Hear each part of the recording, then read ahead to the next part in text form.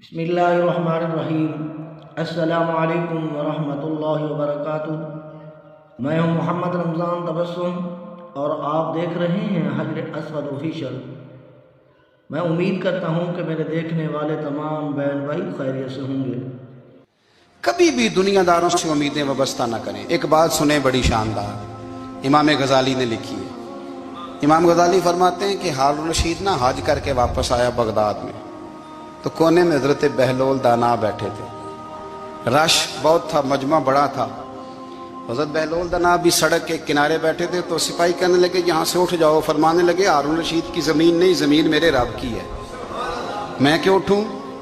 وہ قریب سے گزرا تو سلام لی، تو آپ نے اس کا پروٹوکول دیکھا تو فرمانے لگے ہارون رشید تجھ سے تگڑے تگڑے موٹے موٹے پروٹوکول میں نے لوگوں کے دیکھے ہیں، اور یہ جو تیرے دائیں بائیں آج تیرے نعرے لگا رہے ہیں یہ پہلے ان لوگوں کے نعرے لگایا کرتے تھے، اور تھوڑا وقت گزرنے دے، جو تیرے بعد آئے گا نا یہ سارے پھر ان کے نعرے بھی لگائیں گے۔ تو جھوٹ کی دنیا میں زندہ ہے، ان سے تو نے امیدیں وابستہ کی ہیں، یہ کل اس کے نعرے لگائیں گے۔ اس کے دل پہ بڑا اثر ہوا، گھوڑے سے اتر آیا، آگے کہنے لگا حضور آپ نے مجھے بڑی اچھی نصیحت کی ہے، میرا دل بڑا ٹھنڈا ہوا ہے۔ میں نے سنا ہے آپ مقروض ہیں، کچھ لوگوں کا قرض، تو مجھے کوئی حکم ہی کر دیں۔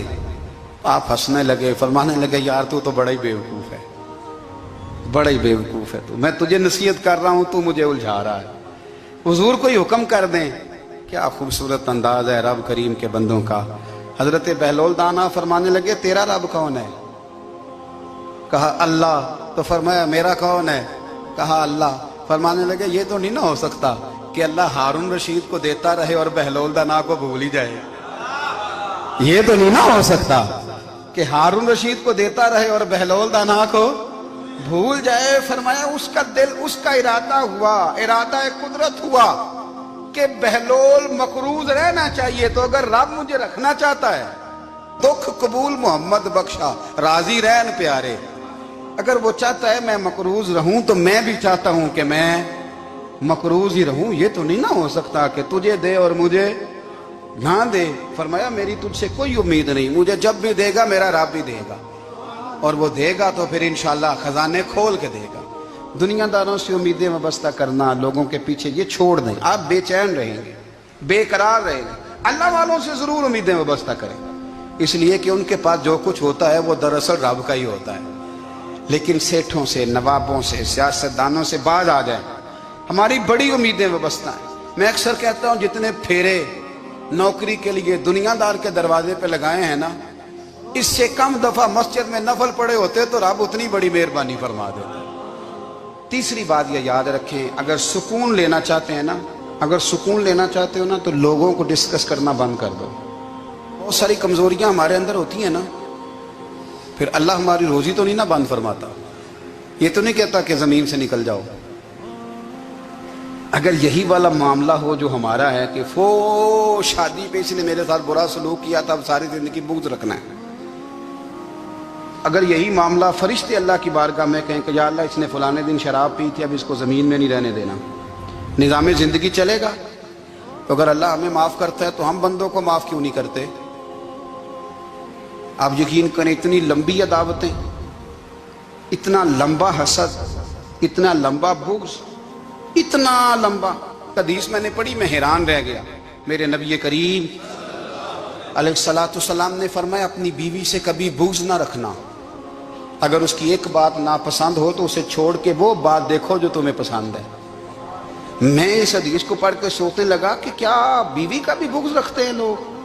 اب حضور نے کہا ہے تو اس کا مطلب ہے لوگ بیوی کا بغض بھی رکھتے ہیں۔ اب اس پر استدلال کر کے مجھے کہنا پڑے گا کہ سسرال والوں کا بغض بھی رکھتے ہیں، کہنا پڑے گا کہ بھائی کے سسرال والوں سے بھی بغض رکھتے۔ اس حدیث کی روشنی میں سمجھا کہ لوگ بھابھی کا بغض بھی بغض رکھتے ہیں، بغض، ورنہ عادتیں تو ہماری بھی کئی بری ہوتی ہیں۔ اگر عادات ایک وجہ بنے اختلاف کی تو عادتیں تو ہماری بھی کئی بری ہیں، لیکن ہم اپنی بری عادتوں سمیت اپنے آپ سے پیار کرتے ہیں، اور سامنے والے کی ایک بھی عادت بری ہو تو اس سے بغض رکھتے ہیں۔ بغض نہ پیدا کریں۔ میرے نبی پاک علیہ الصلوۃ والسلام نے فرمایا کچھ چیزیں تمہارے دین کو مونڈ ڈالیں گی، تباہ کر دیں گی، کاٹ دیں گی۔ حضور کون سی؟ فرمایا حسد، तकब्बुर और बुग़्ज़, ये तुम्हारे दीन को तबाह कर दे।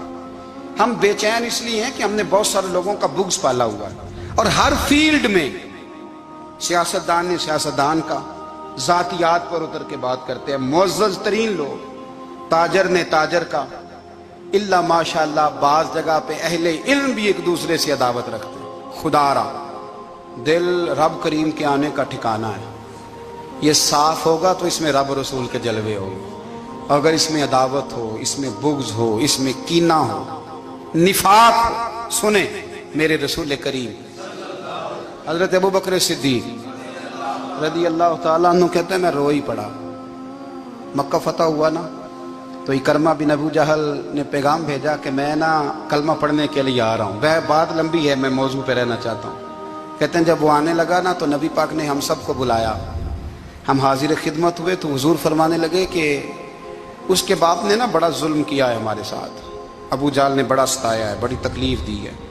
आप मुझे बतलाएं कि वो एक दफ़ा किसी शादी पे बहस होती है बीवी के भाई के साथ, फिर सारी ज़िंदगी उस बेचारे को माफ़ी, वो 10 दफ़ा घर आता है माफ़ी मांगने पर सवाल ही नहीं पैदा होता, मैं ओ हो मुझे ही कह दिया, यानी फिर मैं मुझे ही कह दिया आपने, और मेरी शान में बेअदबी, और फिर मैं माफ़ कर दूं, तौबा तौबा तौबा, ये कैसे हो सकता है, मेरी नाक नीची हो जाएगी, और आपने मुझे कह दिया, सवाल ही नहीं पैदा होता। और ये रोना मैं अक्सर होता हूँ कि शादी वाले दिन दामाद साहब का ज़्यादा दिमाग ख़राब होता है। जब छोटी साली की शादी होती है ना, उस दिन इसको बुखार चढ़ता है, कोई इसको कान में कहता है तेरी इज्जत नहीं कर दे, उस दिन इसका दिमाग ख़राब हो जाता है, बच्चे उठा कर निकल आता है, वो बेचारा सुसर मिन्नतें कर रहा होता है कि तेरी मेहरबानी आ जा, ये इज्जत करा रहा है। तो मैंने कहा एहतजाज करके जो इज्जत कराई जाती है वो इज्जत नहीं होती। हाँ, यहाँ मांग के इज्जत लेते हैं लोग, या एहतजाज की कोई इज्जत है? आपके अंदर कमालात इतने हों कि आपकी इज्जत करने को दिल चाहे, यानी मजा आए, यानी लुत्फ आए, यानी आप दूर बैठे हो तो किसी का दिल करे आपको स्टेज पे बुलाने के लिए। ये क्या बात हुई कि छाए जाना और भाग के आगे जाना, इनसे निकलें। इकरमा बिन अबू जाल कलमा पढ़ने के इरादे से आ रहे हैं, हुजूर अलैहिस्सलाम ने सहाबा को बुलाया, कितनी ज्यादा दावत रखी जा सकती थी माज़अल्लाह। कब से वो चला था जुल्म करने, और उसके बाद उसका बेटा शुरू हो गया। कितनी बातें थी जो ना काबिले माफी थी, पर करीम रसूल ने हमें बतलाया है कि सुकून वाली जिंदगी कहते किसको है। जब सब लोग जमा हो गए तो हुजूर ने फरमाया भाई वो कलमा पढ़ने आ रहा है, उसके बाप ने जुल्म बड़े किए हैं, पर मेरी नसीहत ही है कि उसके सामने उसके बाप को बुरा ना कहे, खबरदार कोई उसके सामने कोई बात ना करे। अब वो कलमा पढ़ने आ रहा है, मुती हो के आ रहा है, बांध के आ रहा है। कहते हैं अल्लाह के रसूल ने ना काफी देर तक खुतबा दिया, ब्रीफिंग दी, बात समझाई। जनाब सिद्दीक अकबर कहते मैं रो पड़ा। एक सहाबी मुझे कहने लगे तुम्हें क्या हुआ, तो मैंने कहा मैं मुस्तफ़ा की रहमत पे रो रहा हूँ। देखो किन के लिए हुजूर ग्राउंड बना रहे हैं, ए देखो किन के लिए हुजूर तैयारी कर रहे हैं, जिन्होंने सारी जिंदगी दुश्मनी की। खुदारा ये अंदर से अदावतें निकाल फेंको। ओ भाई इतना तो लंबा टाइम ही कोई नहीं, इतना तो वक्त ही कोई नहीं, इसको साफ रखो। बंदा कोई कर भी गया तो कोई अर्ज नहीं, चंगी मंदी सजना कोलों 100 वारी हो जाती, यार यारां दा गिला नहीं करदी।